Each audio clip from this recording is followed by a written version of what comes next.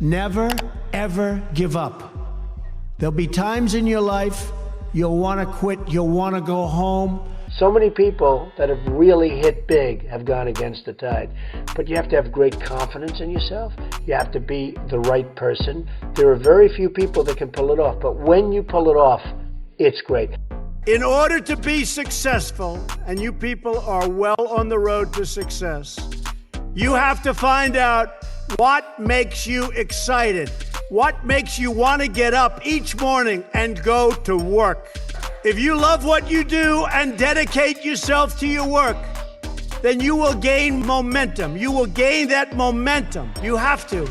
And each success will create another success. I always tell this to people. You have to know whether or not you continue to have the momentum. And if you don't have it, that's okay. Because you're going to go on and you're going to learn and you're going to do things that are great. But you have to know about the word momentum. But the big thing, never quit, never give up, do something you love. When you do something you love, as a scout, I see that you love it. But when you do something that you love, you'll never fail. What you're going to do is give it a shot again and again and again. You're ultimately going to be successful. And remember this, you're not working. Because when you're doing something that you love, like I do, of course I love my business, but when you do something that you love, remember this, it's not work. So you'll work 24/7, you're gonna work all the time, and at the end of a year, you're not really working. You don't think of it as work. When you're not doing something that you like, or when you're forced in to do something that you really don't like, that's called work, and it's hard work and tedious work. So as much as you can, do something that you love, work hard, and never, ever give up, and you're gonna be tremendously successful. I went to the Wharton School of Finance, and in that school, I met a lot of people heading industry today and over the past, very smart people. But I've watched some of the people grow. I've watched some of the most incredible, brilliant students, and they didn't make it like other people made it because they didn't have that drive. They didn't have that never give up ability. I don't know if it's an ability or if you have it, just you can't quit. And I've seen people quitting, and if they would have held out longer, they would have been successful. I've seen it so much. I've seen some of the most brilliant people in the world that never made it because they were quitters. One of the most important things, never, ever quit. Never quit. They were just quitters. They would quit. They just couldn't take it. They couldn't whatever. One of the things about loving what you do is that it's not work, and therefore you don't quit automatically. It's a lot easier not to quit. But you can never give up. Now, you have to also have flexibility, though. You can't necessarily say, I'm never giving up, and you got to be able to weave and bob. You don't have to go through a concrete wall when you can go over it or around it or under it or something. You have to have flexibility. You have to always be able to change course a little bit, maybe always with that same goal, but don't quit. We're on this planet for a very, very small period of time. And achievement is something that really gives you great pleasure. And when you achieve something, that's great, but now on to the next. Very important, you keep going. I've always believed in positive thinking. At the same time, I don't want to mislead. I also believe in aspiring, in terms of what you're doing, aspiring to protect against the downside. You can't just be this wonderful guy walking around, everything's positive, because unfortunately, that's not the way the world is. I love to tell people to think about the challenges so that when they do come along, you're ready. I was no different when I was 20 years old, believe me. I wanted to be successful. I wanted to get out of Brooklyn. I said, Pop, I love you, but I want to get out of Brooklyn. I love Brooklyn, but I want to get out.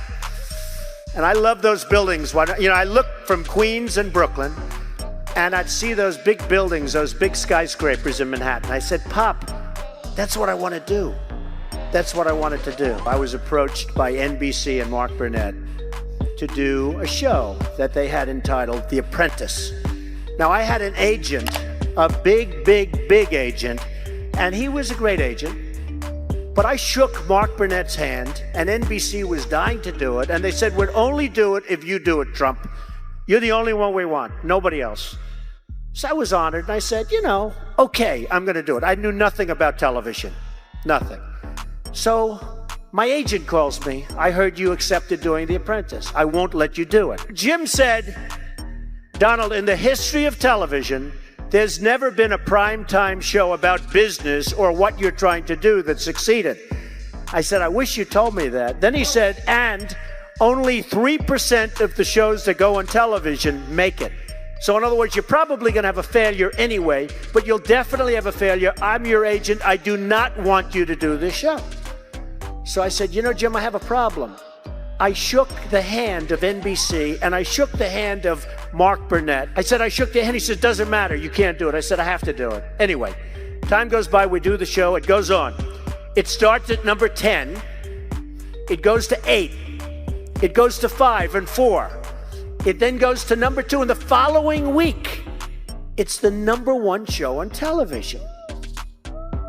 And I knew it was good because I didn't know what the word rating meant. I didn't know, is that good or bad?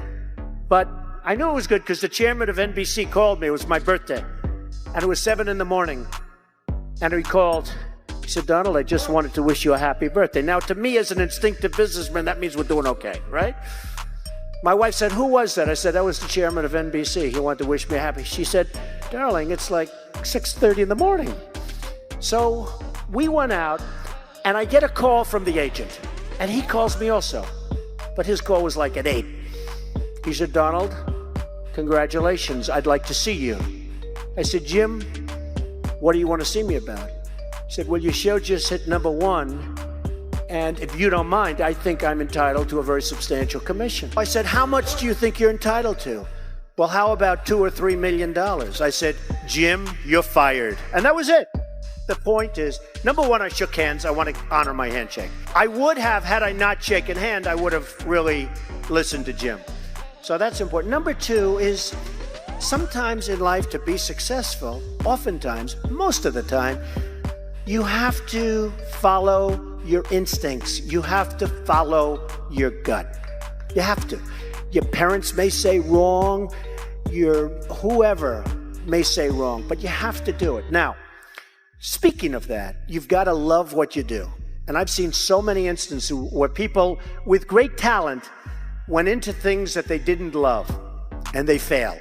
I would always say to people, and I'd see people, and I'd say, you gotta love what you do. Because if you love what you do, you work harder. But it's not work.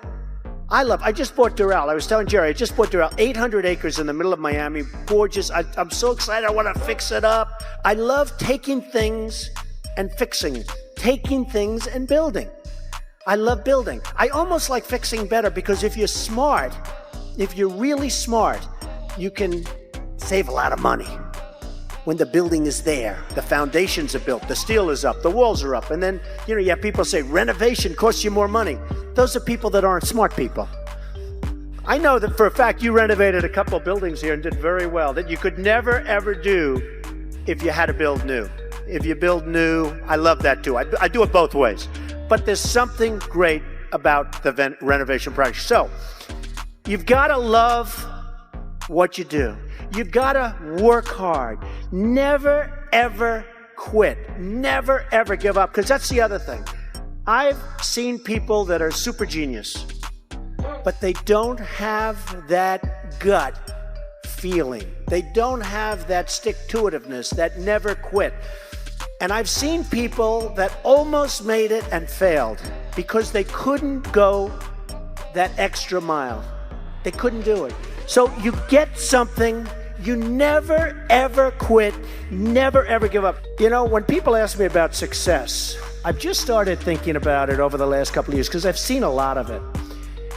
You have to have an ability to handle pressure because no matter how successful you are, I have many, many friends and enemies, a lot of enemies too, I don't care, but they're smart. I have a lot of enemies, and I've watched people and I've seen it. And people that can handle pressure can be entrepreneurs, can be successful. Now, I have some friends that are really, really smart, but they can't handle pressure. In which case, they should work for somebody, do great, and have a good life. There's nothing wrong with it. Because I almost think that's an instinctive thing, the ability to handle pressure. Now, one of the things I tell people about pressure is, you know what? They said, how do you handle pressure? Who's had more pressure than me? Have I had pressure over the years? You have to remember, it doesn't matter. God matters. Your family matters. It doesn't matter. And if you say it, I have some people, they say, I've got to be successful.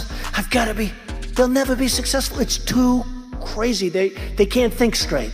Does that make sense? Does that make sense to you that was going crazy, standing up about your success, right? So you've got to be able to sort of say to yourself, nothing matters that much other than the real big deals with family, with your faith, etc. Okay. Always have passion. You've got to have passion for your family, for your life, for your church, for whatever it is. You've got to have that passion. Ask yourself, with all of those blessings and all of the blessings that you've been given, what will you give back to this country and indeed to the world? What imprint will you leave in the sands of history? Did we take risks? Did we dare to defy expectations? Did we challenge accepted wisdom and take on established systems? Just give in because it was the easy way, it was the traditional way, or it was the accepted way? Remember this, nothing worth doing ever came easy.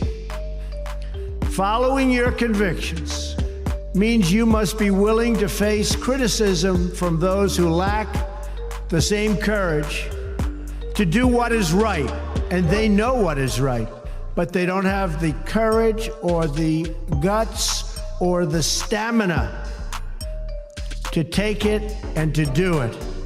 It's called the road less traveled. I know that each of you will be a warrior when you start small, pursue a big vision, and never, ever quit. You never quit. If I give you one message to hold in your hearts today, it's this: never, ever give up. There'll be times in your life you'll want to quit, you'll want to go home. You'll want to go home perhaps to that wonderful mother that's sitting back there watching you and say, Mom, I can't do it. I can't do it. Just never quit. Go back home and tell Mom, Dad, I can do it. I can do it. I will do it. You're going to be successful. I've seen so many brilliant people. They gave up in life. They were totally brilliant. They were top of their class. They were the best students. They were the best of everything. They gave up. I've seen others who really didn't have that talent or that ability, and they're among the most successful people today in the world because they never quit and they never gave up. So just remember that. Never stop fighting for what you believe in and for the people who care about you. Carry yourself with dignity and pride. Demand the best from yourself and be totally unafraid to challenge entrenched interests and failed power structures. The more people tell you it's not possible, that it can't be done, the more you should be absolutely determined to prove them wrong. Treat the word impossible as nothing more than motivation. Relish the opportunity to be an outsider. Embrace that label. Being an outsider is fine. Embrace the label, because it's the outsiders who change the world and who make a real and lasting difference. The more that a broken system tells you that you're wrong, the more certain you should be that you must keep pushing ahead. You must keep pushing forward. And always have the courage to be yourself. Most importantly, you have to do what you love. You have to do what you love. I've seen so many people, they're forced through lots of reasons sometimes including family, to go down a path that they don't want to go down, to go down a path that leads them to something that they don't love, that they don't enjoy. You have to do what you love, or you most likely won't be very successful at it. As you build good lives, you will also be rebuilding our nation. You'll be leaders in your communities, stewards of great institutions, and defenders of liberty. And you will be great mothers and fathers and grandmothers and grandfathers, loving friends and loving family members. You will build a future. You will have the confidence to speak the hopes in your hearts and to express the love that stirs your souls. May God bless all of you here today. Thank you very much.